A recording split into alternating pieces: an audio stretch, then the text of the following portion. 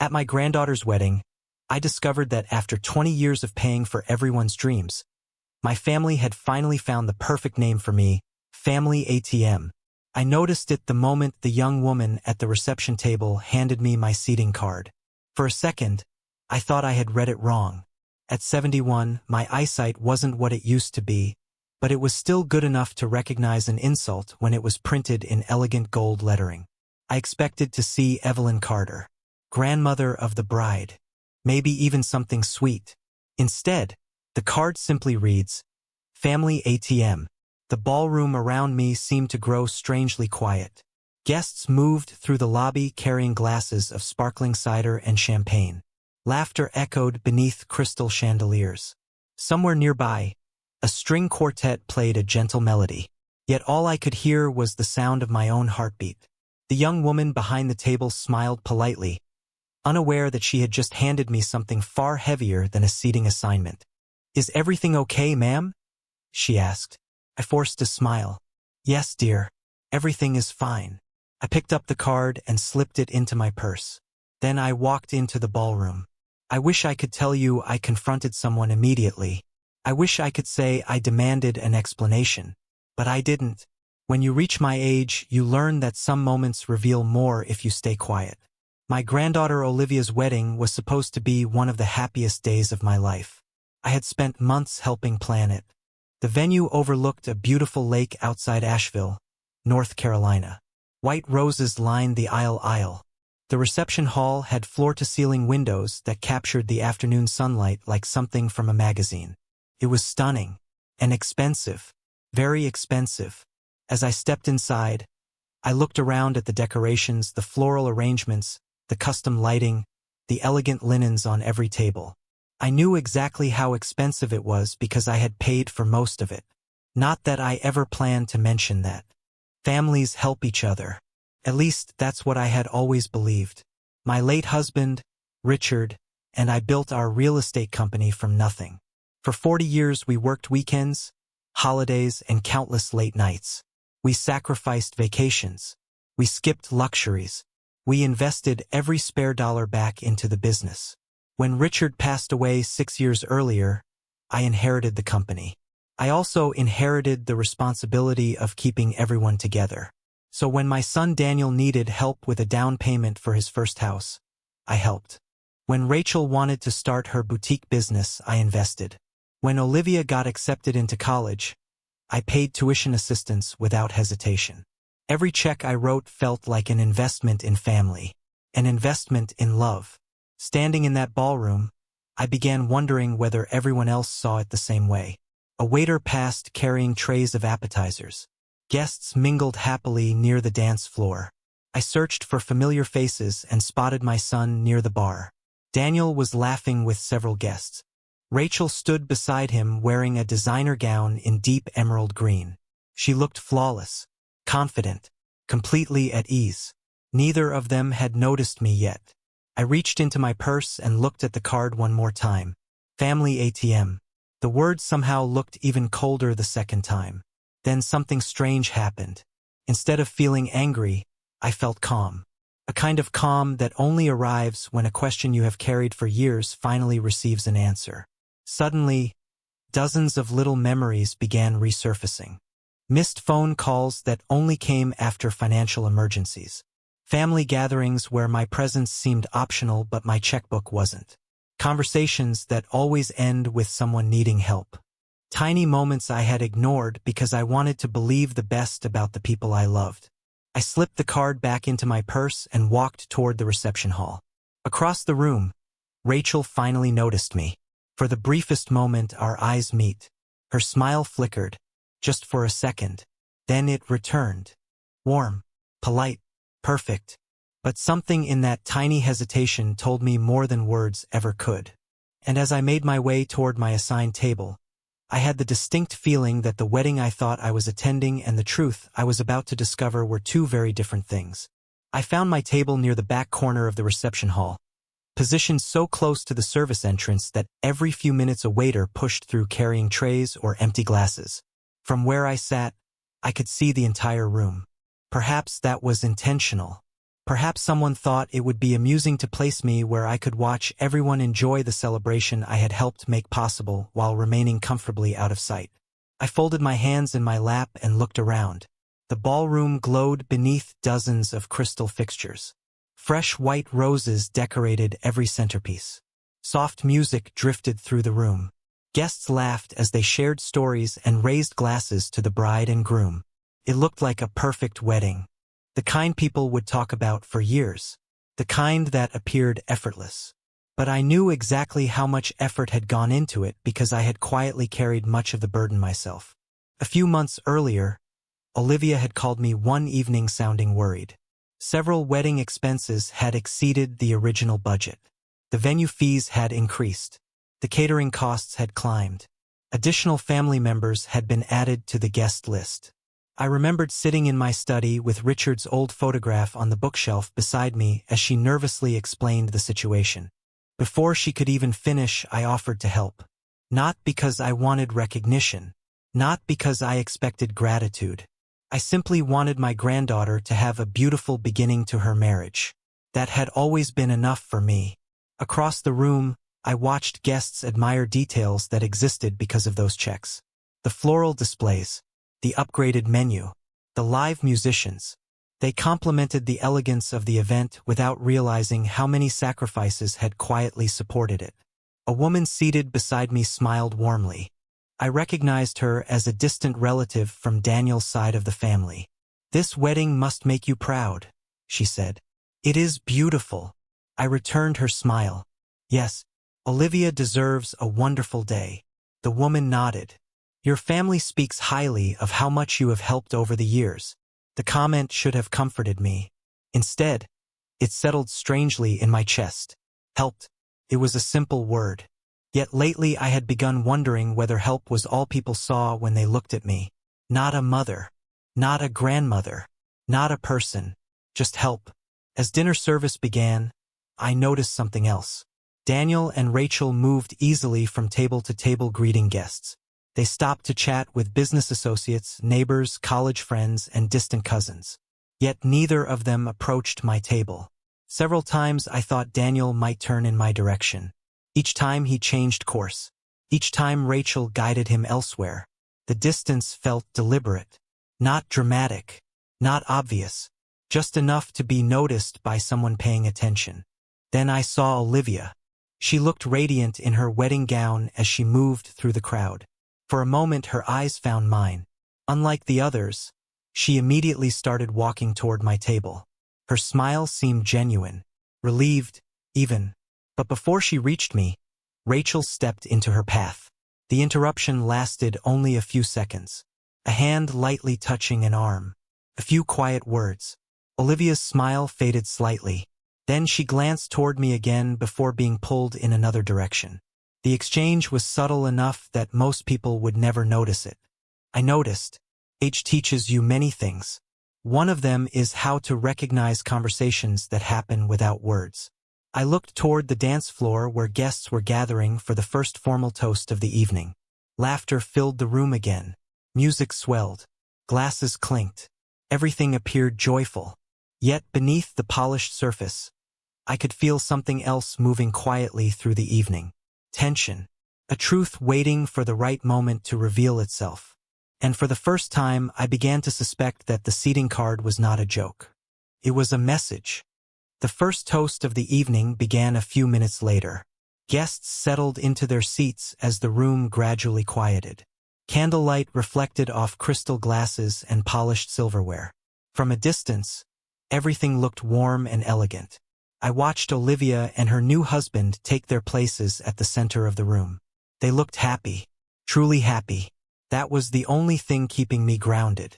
Whatever was happening around me, I refused to let it ruin her wedding day. The best man delivered the first speech. It was heartfelt and funny, filled with stories from college and childhood adventures. Laughter spread through the ballroom. Then Olivia's maid of honor spoke. A few guests wiped tears from their eyes. The atmosphere softened.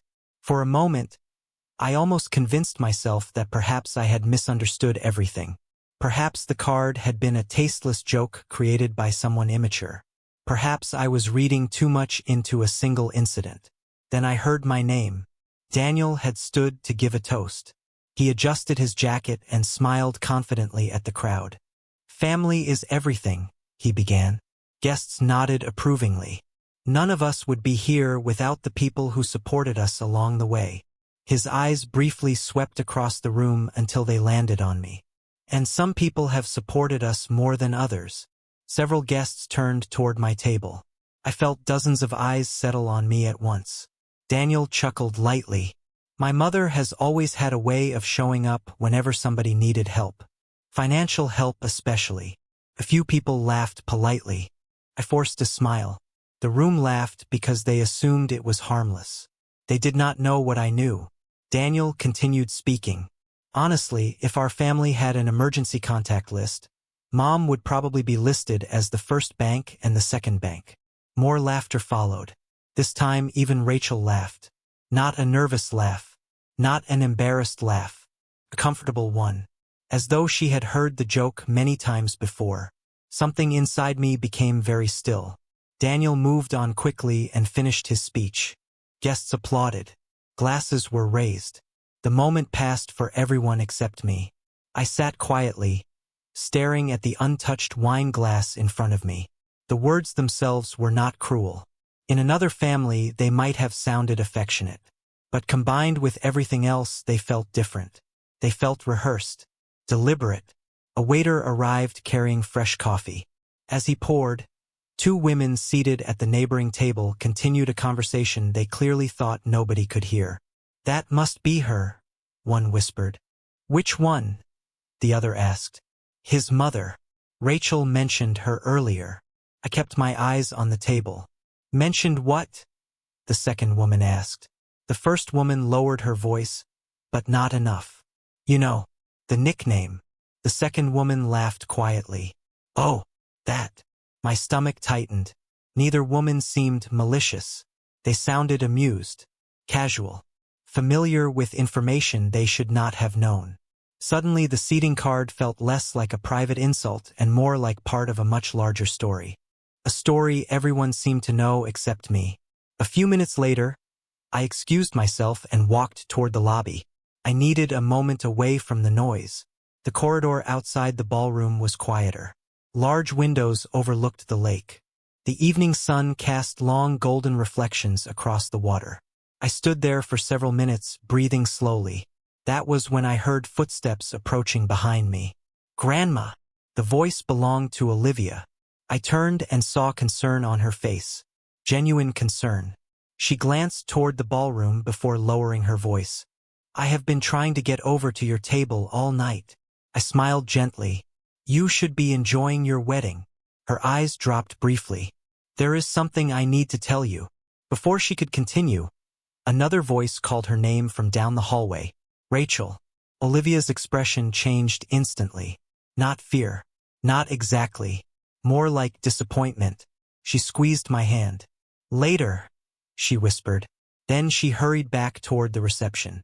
I remained by the window watching her disappear into the crowd. For the second time that evening, someone had almost told me something important. And for the second time, Rachel had appeared at exactly the wrong moment. By then, I no longer believed in coincidences. After Olivia disappeared back into the reception, I remained by the window for a long moment, watching the last traces of sunlight fade across the lake. The water was calm. The ballroom behind me was not. Music drifted through the hallway along with bursts of laughter and conversation.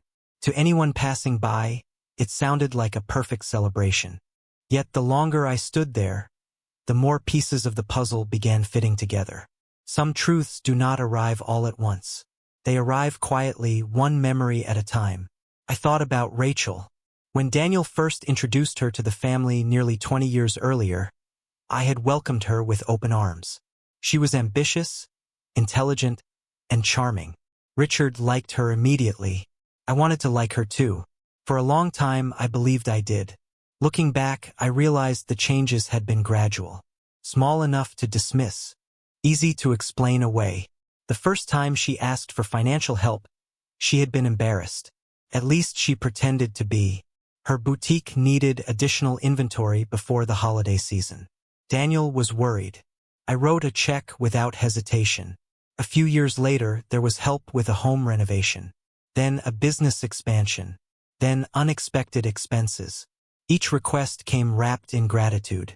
Each promise included assurances that it would be the last time. I never kept score. Families were not supposed to keep score. But suddenly I remembered something Richard once said during a conversation shortly before he passed away. We had been sitting on our back porch watching a summer storm move across the horizon. He had looked unusually thoughtful that evening. "Evelyn," he said, "sometimes people become so accustomed to receiving help that they stop seeing the person giving it." At the time, I brushed the comment aside. Richard had always been more observant than I was. I preferred to see the good in people. He preferred to see the truth. Standing in that hallway, I wondered if he had noticed things long before I did. Another memory surfaced.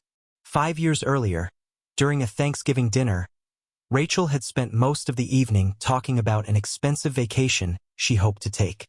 When someone jokingly asked how she planned to afford it, she laughed and said, "The Carter family always finds a way." Everyone laughed, including me. Now I found myself wondering exactly what she meant by that. Had I mistaken entitlement for humor? Had I confused dependence with affection? The questions became harder to ignore. Eventually I returned to the ballroom. Dinner plates had been cleared away and guests were beginning to gather near the dance floor. I quietly resumed my seat. A few minutes later, I noticed Rachel standing with several women near one of the center tables. They were talking animatedly. One of them glanced in my direction and smiled awkwardly before looking away. Rachel followed her gaze. For a split second, our eyes met. Again, that same flicker crossed her face. Not guilt, not embarrassment, confidence. The confidence of someone who believes they understand exactly how a situation will end. I looked away first. There was no reason to give her the satisfaction of knowing she had unsettled me. As the evening continued, I began paying closer attention. The patterns became impossible to ignore. Guests thanked Rachel for organizing such a beautiful event. She accepted every compliment graciously. Not once did she acknowledge Olivia's efforts. Not once did she mention the many people who had contributed behind the scenes. It was as though recognition itself had become a currency she preferred not to share. Then, just as I was beginning to lose myself in thought again, my phone vibrated inside my purse. The message came from a number I did not recognize. There was no greeting, no explanation, just a single sentence. "If you want to know why everyone is laughing, check the family group chat." I stared at the screen. My pulse quickened. For the third time that evening, someone was trying to tell me the truth. And this time, I had a feeling I was finally about to see it for myself. For several seconds, I simply stared at the message on my phone. The sounds of the reception faded into the background. The words seemed almost unreal. "If you want to know why everyone is laughing, check the family group chat." I read the sentence 3 times before locking the screen and slipping the phone back into my purse. My first instinct was to ignore it. Anonymous messages rarely bring anything good. But something about the timing felt deliberate. Too many strange things had happened that evening. Too many people had nearly told me something. I looked around the ballroom. Daniel was speaking with several guests near the dance floor. Rachel stood beside him, smiling as though she did not have a care in the world. Every few moments she laughed and touched someone's arm while telling a story. She looked completely comfortable, completely confident. I had seen that confidence before. It was the confidence of someone who believed they controlled the narrative. Eventually I excused myself once more and walked toward a quiet seating area near the lobby. The reception hall offered wireless internet access, and within a minute I was scrolling through old messages. The family group chat had existed for years. Birthdays, holiday plans, photographs of grandchildren, dinner invitations. Hundreds upon hundreds of messages. I had stopped checking it regularly long ago because most conversations moved too quickly. As I searched through recent posts, I noticed something unusual. There were long stretches where messages appeared to be missing. Entire conversations referenced jokes and comments I had never seen. Then I remembered something Olivia had once mentioned months earlier. A second group chat. A smaller one. One that included nearly everyone except me. At the time I had laughed it off. Families created different message groups all the time. Now my stomach tightened. Just as I was considering whether to search further, another message appeared from the same unknown number. This time there was an image attached. My fingers hesitated before opening it. The screenshot filled my screen. At the top was the name of a private family chat. Beneath it were dozens of messages. The first one that caught my eye came from Rachel. "Do not forget who paid for this place."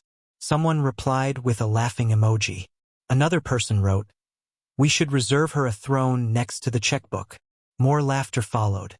Then I saw the phrase that made my chest go cold. "ATM Grandma saves the day again." My eyes moved down the screen. The nickname appeared repeatedly, sometimes as a joke, sometimes as a shortcut whenever money was discussed. New furniture, college tuition, vacation expenses, home repairs. Somehow my name had slowly disappeared from the conversation altogether. In its place was a nickname, a role, a function. I was no longer Evelyn. I was the solution to financial problems. I was the person people called when plans became expensive. I was the person they joked about behind closed doors while accepting my help with open hands. Strangely, I did not cry. I did not feel angry either. What I felt was clarity. The kind that arrives after years of confusion. Suddenly dozens of moments from the past made sense. The delayed phone calls, the unexpected requests, the convenient emergencies, the warmth that appeared whenever assistance was needed and faded once the problem was solved.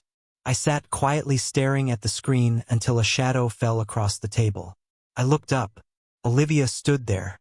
Her expression told me everything before she spoke a single word. She glanced at the phone in my hand and slowly lowered herself into the chair across from me.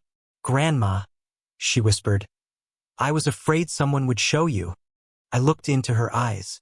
Unlike everyone else that evening, I saw no calculation there, only regret. Then she took a deep breath and said the words that changed everything. "You have not seen the worst part yet." Olivia kept glancing toward the ballroom as though she was afraid someone might notice she was gone. The music from the reception floated through the hallway, cheerful and carefree, completely disconnected from the conversation unfolding between us. I placed my phone face down on the table and looked at her quietly.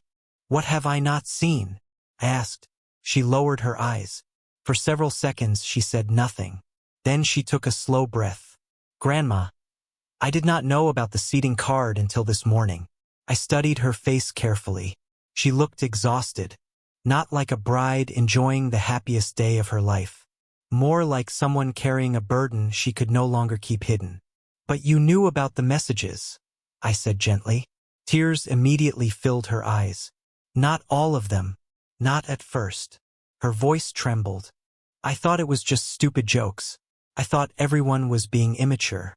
Every family has embarrassing group chats. I never imagined how far it had gone." I remained silent. Years of business had taught me that people often reveal more when you do not rush to fill the silence. Olivia twisted her wedding ring nervously. "About 6 months ago, Mom started talking about the future." I knew immediately she meant Rachel. Olivia had called her mother-mom her entire life. Tonight she sounded almost uncomfortable saying the word. "What kind of future?" I asked. Olivia hesitated. "The future of the company, the properties, your investments." My stomach tightened. Suddenly the anonymous messages, the jokes, the strange behavior all began pointing toward something larger. "Go on," I said. Olivia nodded slowly. "Mom kept saying that eventually everything would belong to the family anyway.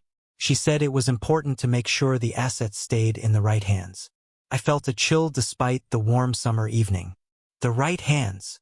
Olivia looked embarrassed. That is how she described it. Several painful memories surfaced at once. Rachel asking detailed questions about property valuations. Rachel showing unusual interest in trust documents. Rachel offering to help organize financial records I had never asked her to touch. At the time I assumed she was simply trying to be helpful. Now those moments looked very different. Olivia continued.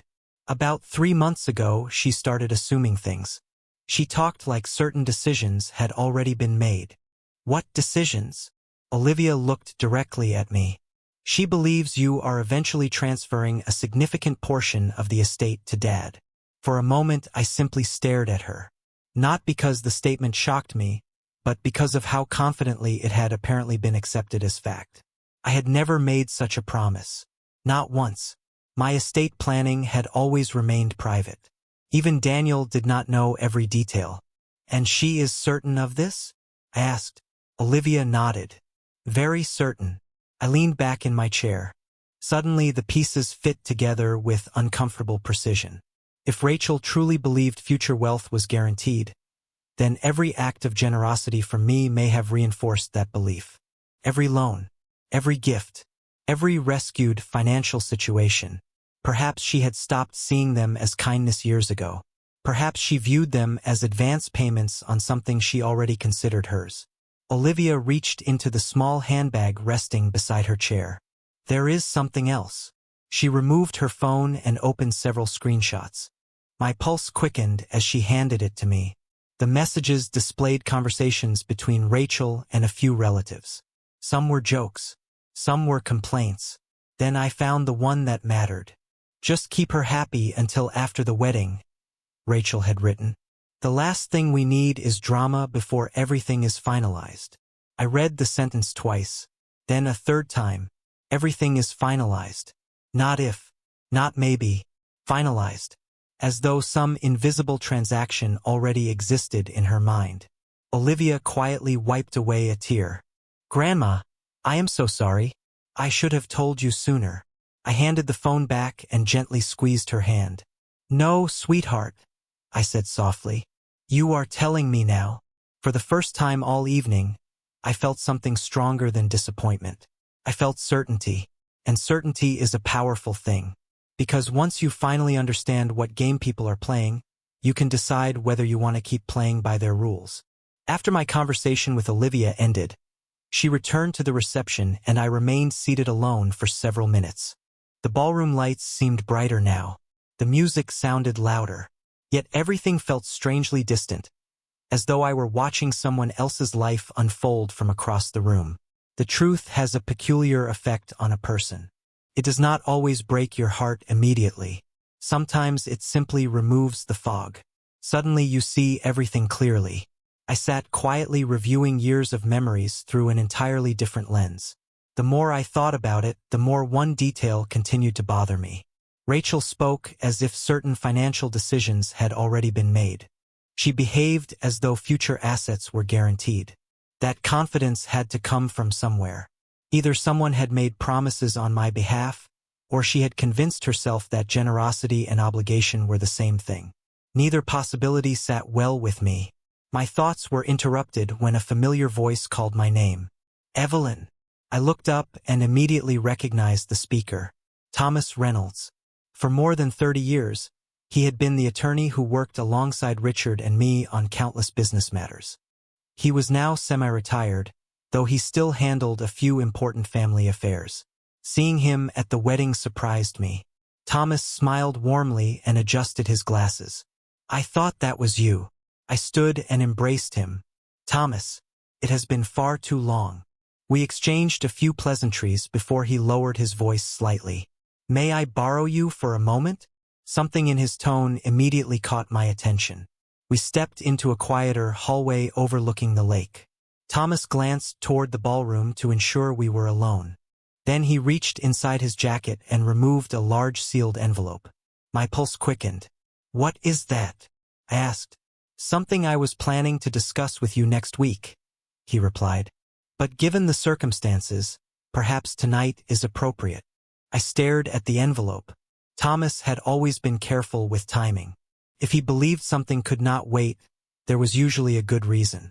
You are making me nervous, I said with a faint smile. That makes two of us, he replied. Then his expression became serious. A few months ago, You asked me to review your estate structure and update several documents. I nodded. The review had been routine, or so I thought. Thomas continued. During that process, we discovered several assumptions being made by various family members regarding future distributions. I felt my stomach tighten. Assumptions? Yes. He chose his words carefully. Some people seem very confident about inheritance matters that have never actually been decided. I almost laughed. The irony was almost too perfect. Apparently Rachel was not the only one operating under those assumptions. Thomas handed me the envelope. Inside are the finalized revisions we discussed. I looked down at it. The weight felt insignificant in my hands, yet I suddenly sensed how important it might become.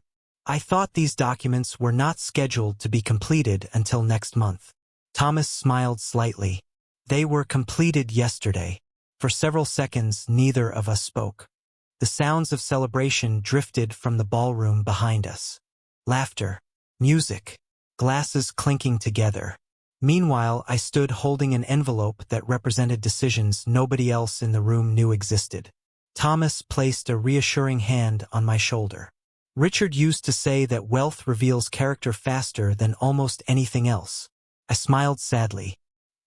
He was right about many things. Thomas nodded. He certainly was. Then he glanced toward the ballroom. Whatever you decide moving forward, make sure the decision reflects what you have learned, not what you hoped was true. After he walked away, I remained alone by the window holding the envelope.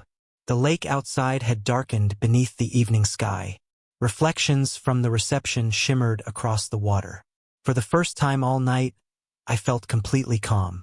Not because the situation had improved, not because the betrayal hurt any less, but because I finally understood something important. Everyone else in that ballroom believed the future was already written. They believed they knew how this story would end. The only problem was that none of them had seen what was inside the envelope. When I returned to the ballroom, the reception had shifted into its final phase. Dinner was over. The dance floor was crowded. Guests moved between tables carrying drinks and sharing stories. The atmosphere felt relaxed, almost carefree. Nobody looking around that room would have guessed how much had changed for me in the past 2 hours. I resumed my seat and placed the sealed envelope carefully inside my purse. For now, it would remain there. Some truths are more powerful when revealed at the right moment. I watched Daniel from across the room. He looked happy, confident, completely unaware of the conversations I had just experienced. Every so often he glanced toward me and offered a polite smile, the kind people give when they believe everything is proceeding according to plan. Rachel appeared even more comfortable. She floated from group to group, accepting compliments about the wedding. Guests praised the decorations, the menu, the venue, and the organization. She accepted every compliment with effortless grace. It occurred to me that she was enjoying the evening for reasons far beyond her daughter's marriage. She looked like someone celebrating a victory she believed was already secured. Then the master of ceremonies stepped onto the stage and tapped the microphone. The room gradually quieted. Before we move into the final part of tonight's celebration, he announced, we would like to invite a few family members to share a toast with the newlyweds. Applause spread through the ballroom. Several people gave short speeches. Friends shared stories. Relatives offered advice. The audience laughed and applauded at all the appropriate moments. Then I heard my name. And now, the master of ceremonies said warmly, the bride's grandmother would like to say a few words. For a brief moment, surprise flickered across Rachel's face. Daniel looked mildly confused. Apparently neither of them had expected me to speak. Olivia, however, smiled softly from her seat. I stood, smoothed the front of my dress, and made my way toward the stage. The room welcomed me with polite applause. Standing behind the microphone, I looked out across the sea of faces. Some were familiar, some were strangers. All of them were waiting to hear a grandmother offer sentimental wedding advice. Instead, I began with a simple memory. 26 years ago, I said, I held Olivia for the very first time. The room immediately softened. I spoke about her childhood, her kindness, her determination, her intelligence. I described school recitals, family holidays, and the countless moments that make a life meaningful. Olivia wiped away a tear. Several guests smiled. Everything seemed perfectly normal. Then I shifted slightly. Family has always been important to me, I continued. Over the years, I have been fortunate enough to help people I love. Sometimes that help came in the form of time, sometimes advice, sometimes financial support. The room grew quieter. Nobody interrupted. I helped with college tuition, home purchases, business opportunities, emergencies, weddings. I smiled gently, including this beautiful one. A ripple of laughter moved through the audience. But now people were paying closer attention. I continued calmly. I never viewed those things as obligations. I viewed them as privileges. Because when you love people, you want to see them succeed. I paused. Across the room, Rachel's smile had become noticeably tighter. Daniel shifted uncomfortably in his chair. But tonight, I said softly, I was reminded of something very important. Generosity should never be confused with entitlement. Kindness should never be mistaken for ownership.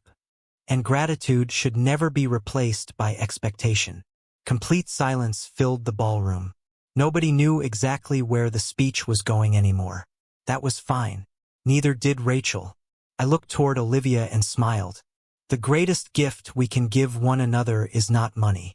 It is respect. Because money can be earned again. Respect, once lost, is much harder to recover. Then I raised my glass toward the bride and groom. To Olivia and Ethan, may you build a marriage based on honesty, gratitude, and mutual respect. Those things are worth more than any inheritance could ever be. Guests immediately applauded. The applause grew stronger. People rose to their feet. Olivia was crying openly now. Ethan squeezed her hand. I stepped away from the microphone and returned to my seat. Around me, guests continued applauding.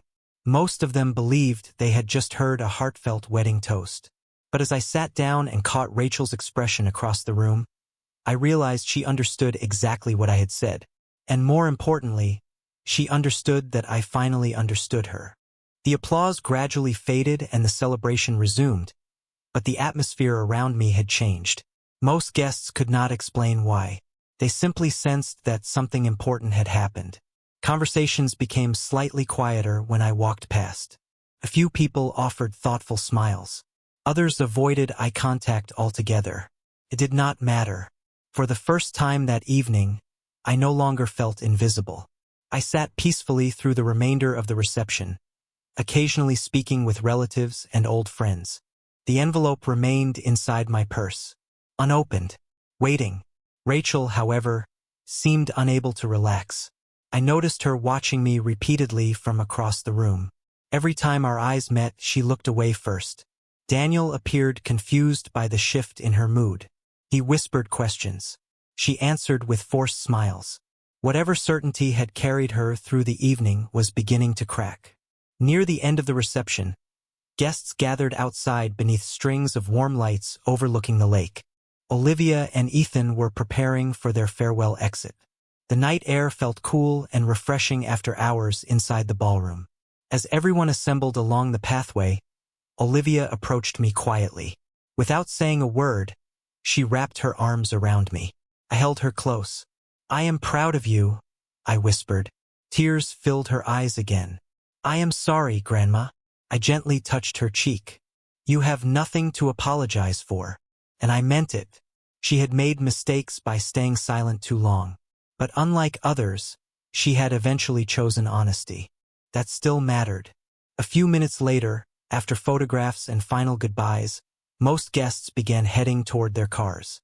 I was preparing to leave when Daniel approached me. He looked uncomfortable. "Mom, can we talk for a minute?" His voice carried the uncertainty of a man who suddenly realized he did not understand what was happening. "Of course," I replied calmly. Rachel remained several feet behind him. She did not come closer. Daniel glanced around before lowering his voice. "Your speech felt different tonight." I smiled slightly. Perhaps I have changed. He looked genuinely troubled. Did we do something wrong?